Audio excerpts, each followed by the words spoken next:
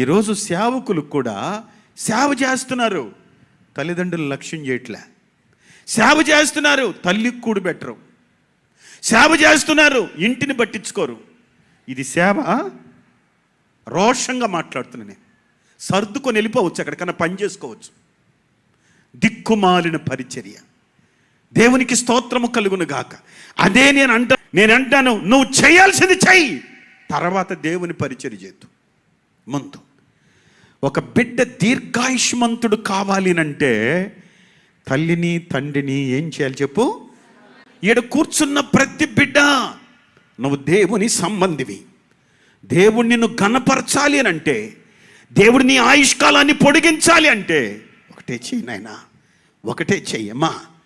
అమ్మను పట్టించుకోమా, అమ్మను పట్టించుకో, నాన్న పట్టించుకో. నిన్ను కన్నారు. వారు నిన్ను నరకానికి ఈడ్చే పరిస్థితుల్లో కూడా పట్టుకొని రక్షణ సువార్తను చెప్పండి. వారికి రక్షణ సువార్త చెప్పండి. దేవుని మాట వాళ్ళ గుండెల్లో పెట్టండి. దేవుని సత్యం తట్టుకు తిప్పండి. అపోస్తుల బోధ తట్టుకు తిప్పండి.